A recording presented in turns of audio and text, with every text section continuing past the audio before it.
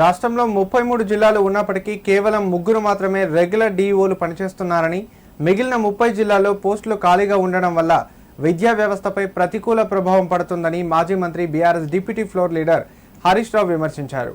అదనపు కలెక్టర్లు, జాయింట్ కలెక్టర్లు, జడ్పీసీఈఓలు, ఐఏఎస్ అధికారులకు డీఈఓ బాధ్యతలు అప్పగించడం వల్ల విద్యారంగంపై పూర్తి స్థాయిలో దృష్టి సారించడం సాధ్యం కావడం లేదన్నారు.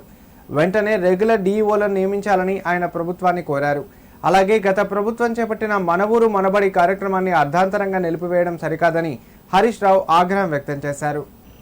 సిద్దిపేటలోని రెడ్డి సంఘం భవనంలో జిల్లా విద్యాశాఖ అధికారి శ్రీనివాసరెడ్డి పదవీ విరమణ కార్యక్రమం ఘనంగా నిర్వహించారు. ఈ కార్యక్రమానికి ముఖ్య అతిథిగా మాజీ మంత్రి హరీష్ రావు హాజరై మాట్లాడారు.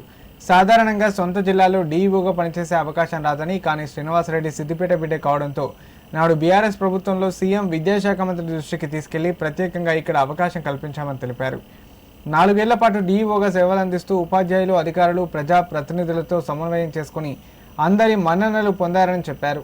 సిద్దిపేట జిల్లా వరుసగా 6 సంవత్సరాలు 10వ తరగతి ఫలితాల్లో రాష్ట్రంలో అగ్రస్థానంలో నిలవడంలో శ్రీనివాసరెడ్డి విశేష కృషి చేశారని, మన ఊరు మనబడి పనులను వేగవంతంగా పూర్తి చేయడంలో ఆయన కీలక పాత్ర పోషించారని పేర్కొన్నారు. అదనంగా జిల్లా క్రీడాధికారిగా కూడా సమర్థవంతంగా బాధ్యతలు నిర్వహించి మంచి గుర్తింపు పొందారని అన్నారు. ఖానాపూర్లో పుట్టి పెరిగిన తిమ్మాయిపల్లి ముద్దుబిడ్డ శ్రీనివాసరెడ్డికి ఇది పదవికి మాత్రమే విరమణ అని, ఆయన సేవలకు విరమణ లేదన్నారు. నేను మన ఊరు మనబడి ప్రోగ్రామ్ స్టార్ట్ చేసినప్పుడు గత ప్రభుత్వంలో వేగంగా పనులు చేయించడానికి ఎప్పటికప్పుడు వెంటబడి మన ఊరు మనబడి పనులు బహుశా రాష్ట్రంలోనే సిద్దిపేట జిల్లాలో చాలా వేగంగా నడిచి అత్యధిక పాఠశాలలు పూర్తయ్యాయి అంటే దాంట్లో కూడా మన శ్రీనివాసరెడ్డి గారి కృషి ఎంతగానో ఉందని చెప్పుకోవచ్చు. బట్ ఏది ఏమైనా ఉన్న డీఈఓలు రిటైర్ అవుతున్నారు, కొత్త డీఈఓలు అయితే వస్తలేరు. రాష్ట్రంలో 33 జిల్లాలు ఉంటే ఇలా 3 రెగ్యులర్ డీఈఓలు ఉన్నారు, 30 చోట్ల డీఈఓ పోస్టులు ఖాళీగా ఉన్నాయి. బాధ కలిగేది ఏంటంటే ప్రభుత్వం జాయింట్ కలెక్టర్లను, అడిషనల్ కలెక్టర్లను డీఈఓలుగా పెడతా ఉన్నారు. సో విద్య మీద వాళ్ళకి ఏం అవగాహన ఉంటుంది? ఒక అడిషనల్ కలెక్టర్ జిల్లాకు వస్తాడు, ఆయనకు ఉండే అనేకమైన బాధ్యతల్లో విద్యాశాఖ ఒక బాధ్యత పెడుతున్నారు.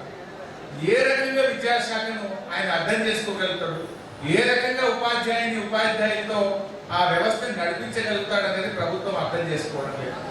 చాలా జిల్లాల్లో జడ్పీసీఈఓలను, అడిషనల్ కలెక్టర్లను, ఐఏఎస్ అధికారులను డీఈఓలుగా పెట్టడం ద్వారా చాలా ఇబ్బందులు వస్తూ ఉన్నాయి. రెగ్యులర్ డీఈఓల నియామకం జరగక చాలా రకాల సమస్యలు కూడా ఈరోజు వస్తూ ఉన్నాయి.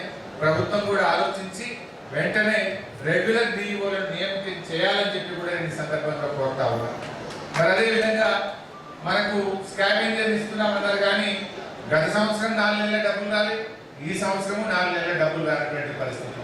ముఖ్యంగా ఈ బరువు అంత ఎవరి మీద పడుతుందంటే ప్రధాన ఉపాధ్యాయుల మీద, మా ఉపాధ్యాయుల మీద పడుతున్నటువంటి పరిస్థితి ఉన్నది. మన ఊరు మనబడి అర్ధాంతరంగా ఆపడం ప్రత్యామ్నాయం లేదు. వారి పేరు మార్చుకో, దాంట్లో ఎవరి పేరు లేదు, మన ఊరు మనబడే ఉంది. పేరు మార్చదు, పథకాన్ని ముందుకు పోనీయక అర్ధాంతరంగా చాలా స్కూళ్ళు ఆగిపోవడం, కొత్తగా ఒక్క తరగతి గది కూడా కట్టే ప్రయత్నం చేయకపోవడం కూడా ముఖ్యంగా ప్రభుత్వ విద్యా వ్యవస్థలో అనేక ఇబ్బందులు ఈరోజు మనం కూడా చూడడం జరుగుతూ ఉంది. ముఖ్యంగా ఉపాధ్యాయులు కూడా ఎంతో కాలంగా పెండింగ్ ఏరియాస్ విషయంలో కానీ, డిఏల విషయంలో కానీ అనేక ఇష్యూస్తో కూడా సతమతం అవుతున్న పరిస్థితి ఉన్నది. రిటైర్డ్ ఉపాధ్యాయుల పరిస్థితి అయితే ఇంకా చెప్పనక్కర్లేనటువంటి పరిస్థితి. బట్ ఏది ఏమైనా మా శ్రీనివాసరెడ్డి గారు రిటైర్ అవుతున్నారు, మరి ఆయనకి ఎప్పుడు వస్తాయో పైసలు, మరి దానికి ఏం కమిట్మెంట్ పెట్టుకున్నాడో, బిడ్డకి పెట్టుకున్నాడో, కొడుకు పెట్టుకున్నాడో, ఇల్లు కట్టుకునే ఆలోచనలో మరి అది ఎన్నేళ్ళకి వస్తాయో తెలియని పరిస్థితి ఏర్పడ్డది. బట్ ఏది ఏమైనా మంచిగా పనిచేసింది శ్రీనివాసరెడ్డి గారు. చాలా మంచి అధికారిగా అందరి ప్రేమ అభిమానాలు చూడగొన్నారు.